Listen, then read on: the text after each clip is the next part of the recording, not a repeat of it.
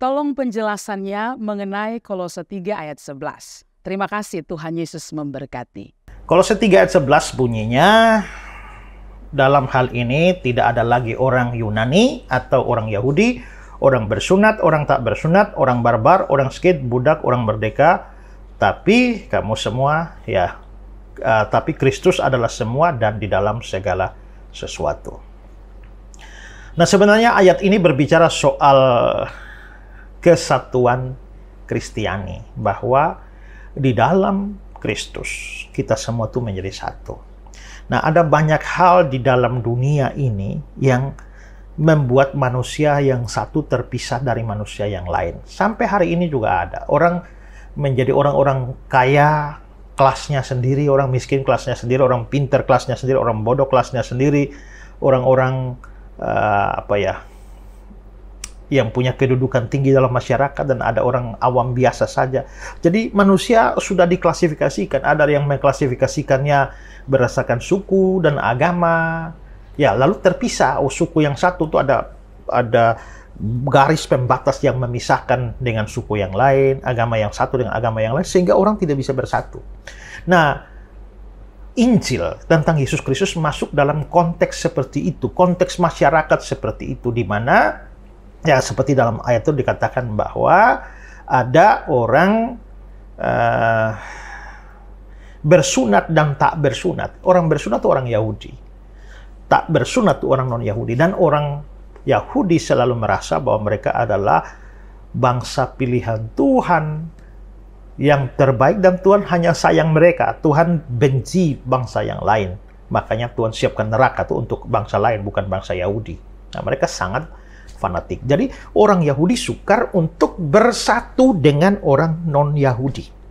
Orang Yahudi bahkan merasa jijik kalau sampai injak kaki di rumah orang non-Yahudi. Apalagi sampai makan di rumah orang Yahudi. Mereka kalau jalan-jalan di tempatnya orang agama bangsa lain yang non-Yahudi, waktu pulang tuh mereka cuci kaki, cuci tangan, supaya debu dari bangsa lain itu, ya, orang non-Yahudi itu jangan ikut masuk ke wilayah mereka. Itu saking fanatiknya. Ya. Mereka berdoa dan bersyukur karena mereka diciptakan Tuhan sebagai Yahudi dan bukan Yahudi. Jadi ada pemisahan itu, ya. Lalu juga ya Yahudi di sini dalam ayat ini tentang Yunani atau Yahudi. Jadi Yunani itu bukan hanya merujuk kepada bangsa Yunani saja, tapi dalam perbandingan pada waktu itu semua yang non-Yahudi itu dianggap Yunani. Jadi Yahudi dan Yunani. Jadi itu dua kelompok manusia besar, Yahudi dan Yunani. Lalu juga dikatakan juga ada orang-orang budak atau orang merdeka. Pada zaman itu memang ada sistem perbudakan. Jadi ada banyak orang yang memang menjadi budak. Ada pasar budak, di mana orang bisa pergi dan membeli budak-budak di sana. Nah, budak itu adalah sekelompok manusia yang tidak dianggap sebagai manusia. Mereka tuh barang. Bedanya budak dengan meja itu hanyalah budaknya bernapas, mejanya tidak. Tapi sama-sama benda. Maka seorang tuan itu bisa membeli budak, lalu budak itu harus taat mutlak kepada tuannya. Tidak ada yang namanya HAM, hak asasi manusia, tidak ada. Ya, kalau sampai seorang tuan mau membunuh budaknya, ya maka itu haknya dia. Karena itu di dalam prakteknya, apalagi kalau budaknya bikin salah, misalnya mencuri, itu tuannya berhak menyalibkan budak. Maka ada banyak budak yang disalibkan. Hukuman paling rendah untuk seorang budak kalau dia mencuri itu adalah dia ditangkap, lalu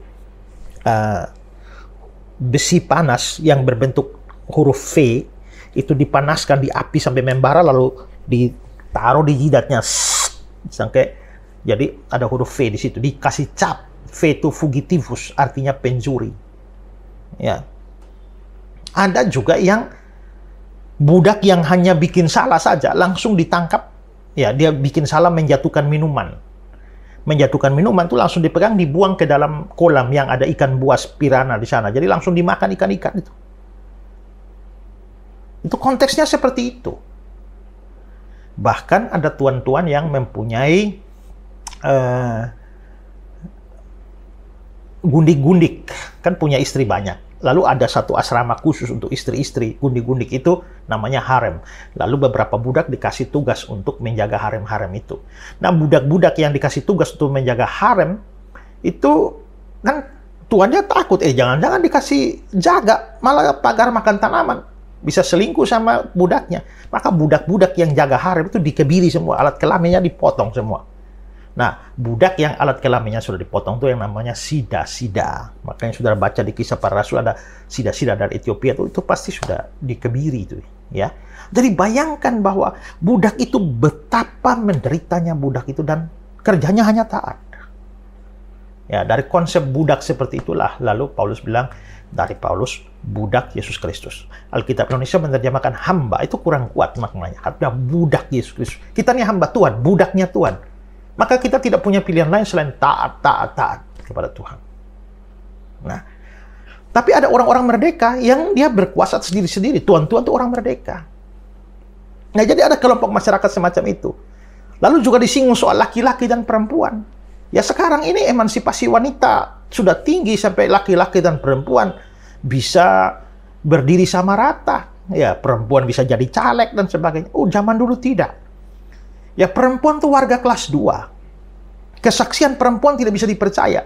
Maka perempuan itu tidak bisa jadi pengkhotbah. Perempuan tidak bisa bersaksi di muka umum. Bersaksi di pengadilan tidak bisa. Ya. Di dalam acara-acara silsilah-silsilah resmi nama perempuan tidak boleh ada. Ya. Di bait Allah pun mereka tidak bisa duduk sama-sama dengan laki-laki. Ada bilik sendiri namanya bilik perempuan. Ya. Lalu dalam ayat itu juga disinggung soal orang barbar dan skit. Orang barbar itu adalah orang yang dianggap rendah hina karena mereka tidak bisa berbahasa Yunani, yang adalah bahasa internasional pada waktu itu. Sedangkan orang skit itu adalah bagian terendah dari barbar. Mereka adalah orang yang melakukan teror terhadap dunia yang beradab melalui kekejaman mereka. Dan kelompok ini dianggap setara dengan binatang. Nah, dengan adanya klasifikasi-klasifikasi semacam ini, saudara bayangkan tahu-tahu mereka bertobat dan percaya kepada Yesus.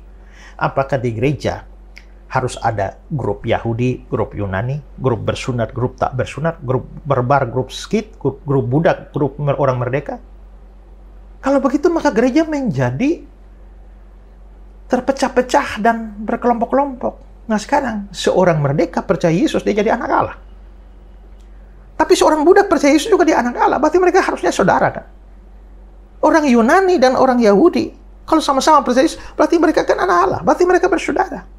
Maka harusnya di dalam Kristus semua perbedaan itu sudah tidak lagi jadi soal. Makanya Paulus bilang dalam Kolose 3:11, dalam hal ini tidak ada lagi orang Yunani atau Yahudi, orang bersunat, tidak bersunat, orang barbar atau orang skit, budak atau orang berdoa. Tapi Kristus adalah semua dalam segala sesuatu. Dengan kata lain, kamu semua itu tidak peduli kamu tuh siapa, ya. Tapi kalau kamu sudah percaya kepada Kristus, kamu semua jadi satu. Tidak ada orang warga kelas 1, warga jemaat kelas 1, warga jemaat kelas 2. Tidak ada. Semuanya sama di hadapan Tuhan. Jadi ayat itu mengajarkan kesatuan Kristiani.